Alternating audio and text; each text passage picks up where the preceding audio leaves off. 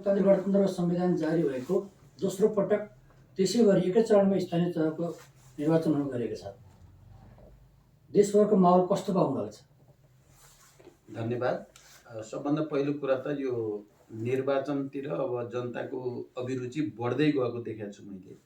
सबै राजनीतिक दलहरू आफ्नो आफ्नो एजेन्डा लिएर चाहिँ परिचालित पनि छन् र वातावरण सकारात्मक नै बन्दै गएको म महसुस गर्छु।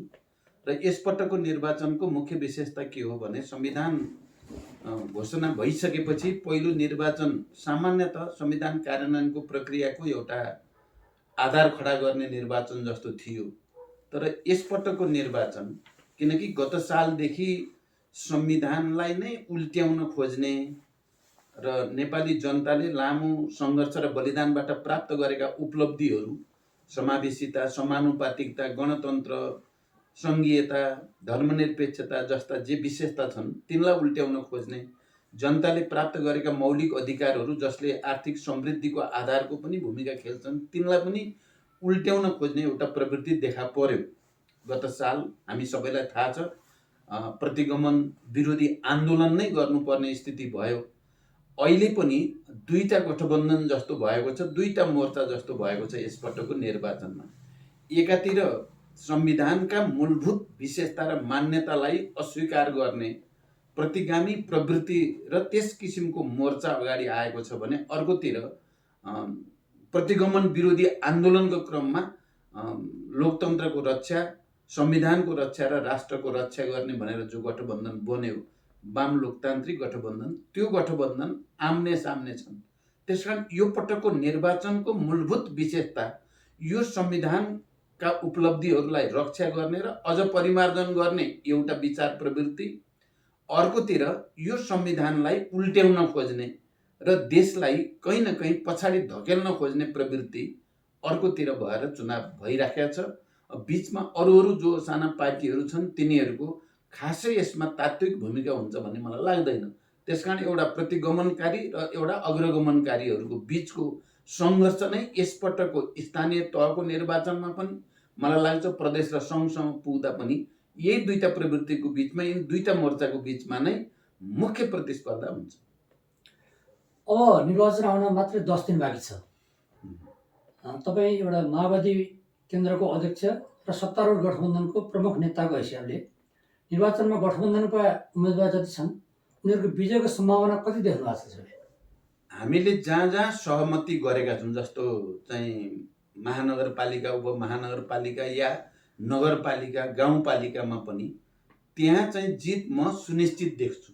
जहाँ गठबन्धनको बीचमा समझदारी बनेको छ त्यहाँ सुनिश्चितै देखिन्छ भने अर्को हामीले गठबन्धनमा छलफल गर्दा नै के भनेका थियौँ भने हामी मध्ये कसैले जित्ने स्थिति ग्यारेन्टी छ भन्ने लाग्छ भने गठबन्धनभित्रै प्रतिस्पर्धा पनि गर्न सकिन्छ। कारण यो प्रतिस्पर्धाको कुरालाई हामीले खुला नै राखेका थियौँ। कतिपय मानिसहरूले जहाँ प्रतिस्पर्धाको हामीले निर्णय गर्यौँ ल गठबन्धन मिलेन भनेर नकारात्मक प्रचार गर्ने गरेको पनि म देख्छु। तर त्यो त्यस्तो होइन।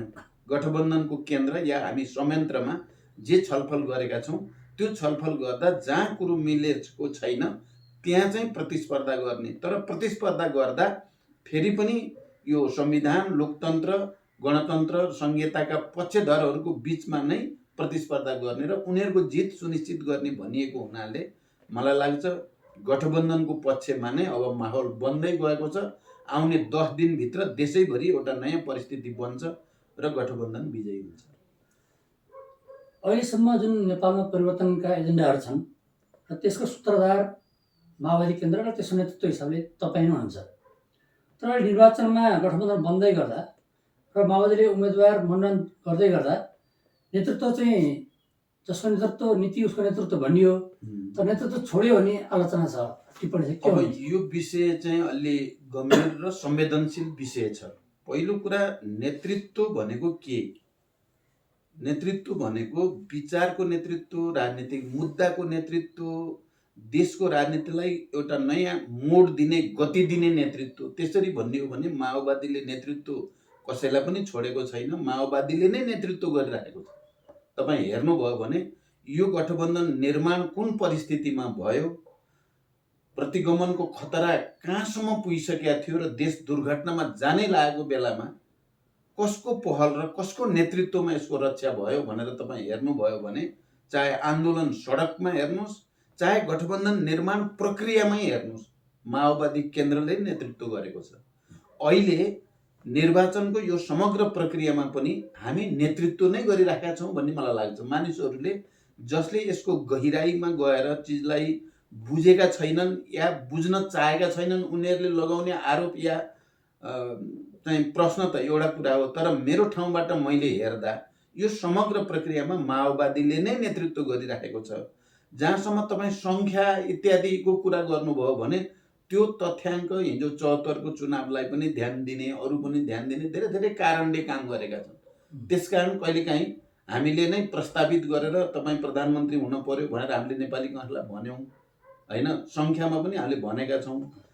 त्यसकारण तपाईँ गहिरिएर कसैले विचार गर्यो भने यो समग्र प्रक्रियाको नेतृत्व माओवादीले नै गरिराखेको छ। तपाईँले मलाई भन्नुभयो, म माओवादी केन्द्रको अध्यक्षको हैसियतले म के ठान्छु भने समग्र प्रक्रियाको नेतृत्वमा म छु भनेरै मैले महसुस गर्छु। रात दिन मैले खटेको तपाईँहरूले देख्नु भएको छ। यो गठबन्धन बचाउनको निम्ति गठबन्धनलाई सुरुदेखि नै तोड्ने अनेक षड्यन्त्रहरू भए।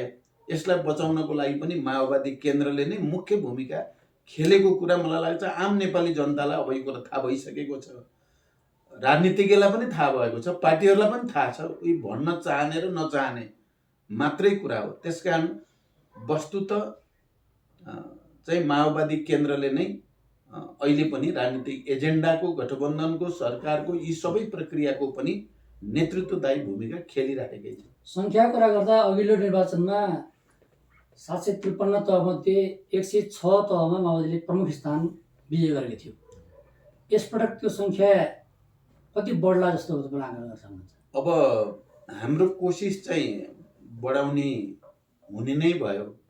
मैले सबै प्रदेशका जिम्मेवार साथीहरू, जिल्लाका पनि चाहिँ प्रतिनिधिहरूसँग कुरा गर्दा सबैको भनाइ के छ भने हामी पहिलाको भन्दा डबल बनाउँछौँ। सबै प्रदेशले भनेको चाहिँ मलाई र दिएको टिपेर पनि दिनुभएको छ। हिजो बेलुका मात्रै पनि मैले हिसाब सबै हेरेँ, पहिलाको जति छ त्योभन्दा डबल हुन्छ भन्ने सबै साथीहरूको भनाइ छ।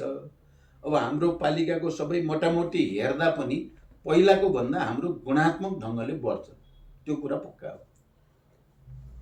अघिल्लो चुनावमा माओवादी एमालेसँग मिलेर वाम एकता बन्यो र अहिले फेरि काङ्ग्रेससँग मिलेर लोकतान्त्रिक गठबन्धन भनेर आयो। माओवादी एक्लैले आफ्नो अस्तित्व निर्माण गर्न नसक्ने अवस्था पुगेको हो? त्यस्तो होइन। त्यसो भन्यो भने त कसैको कोही पनि नसक्ने भएको भयो नि त। हिजो काङ्ग्रेस हामीसँग पहिला किन मिल्यो, एमाले हामीसँग फेरि किन मिल्न परेको? त्यसमा तपाईँको प्रश्न अनुसार त कोही पनि त एक्लै लड्न सकेनन् नि। अहिले हाम्रो गठबन्धन छ, एमाले सुरुमा भन्ने गर्थ्यो हामी एक्लै भन्थ्यो, पछि त झन् थुप्रै 8-9 वटा जम्मा गरेर उसले पनि एक्लै लड्न हिम्मत गरेन। उसलाई पनि चाहियो गठबन्धन, काङ्ग्रेसलाई पनि चाहियो गठबन्धन। त्यसमा माओवादीलाई मात्रै चाहिएको भन्ने प्रश्न गर्न मिल्छ र? बरु माओवादीले त यो सबै प्रक्रियाको लिडरसिप लिएर अगाडि पो बढेको छ, त्यसलाई हेर्न पर्यो। त्यसकारण गठबन्धन हाम्रो संविधान र हाम्रो निर्वाचन प्रणाली जस्तो छ त्यसले गठबन्धन आवश्यक बनाएको छ र गठबन्धन फेरि कुन विचारको आधारमा, कुन राजनीतिक एजेन्डाको आधारमा?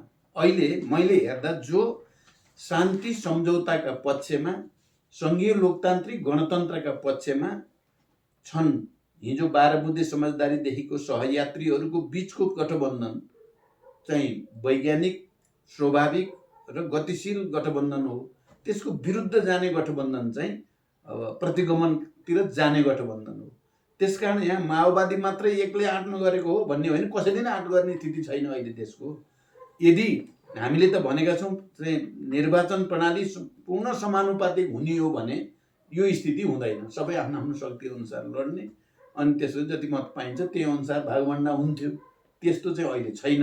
हाम्रो संविधान र निर्वाचन प्रणालीले नै चाहिँ पार्टीहरूलाई गठबन्धनमा जाने र गठबन्धनको आधारमा विचार मुद्दा स्थापित गर्न प्रेरित गरेको छ। त्यसकारण यो सवाल माओवादी केन्द्रसँग मात्रै होइन, सबै देशका राजनीतिक दलसँग। यो निर्वाचनले माओवादीलाई सुदृढ गर्छ भन्ने तपाईँ विश्वास छ? मलाई पहिलाको भन्दा धेरै नै सुदृढ गर्छ भन्ने लागेको छ यो निर्वाचनबाट। चाहिँ मैले अघि भने नि चाहिँ हामी पहिलाको भन्दा गुणात्मक ढङ्गले प्रगतिमा हुन्छौँ। माओवादीका इमान्दार कार्यकर्ताले अवसर नपाएको भनेर कतिपय ठाउँमा बागी उम्मेदवारी पनि पर्या देखिन्छ। यसले निर्वाचनमा के असर, कस्तो परिणाममा असर गर्ला? अब पहिलो कुरा माओवादीमा सबभन्दा कम बागी उठेछन्। एउटा कुरा केही ठाउँमा एकाध ठाउँमा त्यस्तो देखियो, त्यसमध्ये पनि धेरैले पार्टीले भनेपछि फिर्ता लिइसक्नुभयो, एकाध बाँकी हुनुहुन्छ। अब उहाँहरूले पनि अब चाहिँ मलाई लाग्छ पार्टीको नीतिभन्दा धेरै बाहिर जाने स्थिति छैन, नभए पनि हामीले विधानअनुसार कारबाही गर्छौँ। त्यसमा माओवादी केन्द्र नै सबभन्दा कम बागी उठ्ने पार्टी हो र सबभन्दा धेरै फिर्ता लिने, फेरि उठे पनि फिर्ता लिने पार्टी बनेको छ। त्यस कारण त्यो धेरै असन्तुष्ट भए भन्न मिल्दैन। फेरि एउटा कुरा के रहेछ भने सिस्टम हुँदो रहेछ कि यो सिस्टमभित्र छिरेपछि अलिअलि त्यसको चाहिँ रङ लागिहाल्ने, गन्ध आइहाल्ने, त्यस खालका विसङ्गतिहरू देखा परिहाल्ने चाहिँ त हुँदा रहेछन्। एउटा यो यन्त्रभित्र छिरेपछि त्यही अनुसार हुने। तर माओवादी केन्द्र नै अहिलेसम्म त्यस्तो पार्टी हो जो सबभन्दा बढी अनुशासित छ, सबभन्दा बढी पार्टीको नीति, विचार, योजना, कार्यक्रम प्रति प्रतिबद्ध छ। माओवादी केन्द्रले केन्द्रीय स्तरबाट घोषणापत्र जारी नगरिकन निर्वाचनमा गएपछि आलोचनाहरू आएका छन्, के भन्नुहुन्छ? अब सबभन्दा पहिला भन्ने हो भने घोषणापत्र भने पनि, प्रतिबद्धता पत्र भने पनि, अपिल भने पनि प्रकाशित गरेको माओवादी केन्द्रले हो। यो भनाइ जस्तो आएको छ नि, हामीले के गर्यौँ भने केन्द्रीय समितिले नै निर्णय गर्यौँ कि घोषणापत्र भनेर पालिकामा नै गरौँ, केन्द्रबाट एउटा राष्ट्रिय रूपमा अपिल गरौँ। केन्द्रबाट गरिने त्यो अपिल नै घोषणापत्रको नीति, सबै पालिकाहरूलाई घोषणापत्र बनाउनको लागि निर्देशिका हुन्छ। त्यही अनुसार घोषणापत्र बन्छन् भनेर हामीले भनेको हो। सबैले बनाएका पनि छन्, बनाउँदै गएका पनि छन्। त्यसकारण नेपालमा सबभन्दा पहिला केन्द्रीय स्तरबाट जनताको नाममा चाहिँ प्रतिबद्धता व्यक्त गर्ने, अपिल गर्ने पार्टी माओवादी केन्द्र हो। अहिले घोषणापत्र बनाउनु त कुन चाहिँ ठुलो कुरो थियो र? यहाँ अरू पार्टीहरू चाहिँ गर्न नसकिने, चाहिँ खालि जनतालाई झुक्क्याउनको लागि, भ्रम दिनको लागि चाहिँ हावा कुरा गरेर चाहिँ निकाल्ने गरेका छन्। हामी चाहिँ त्यसो गर्न चाहँदैनौँ।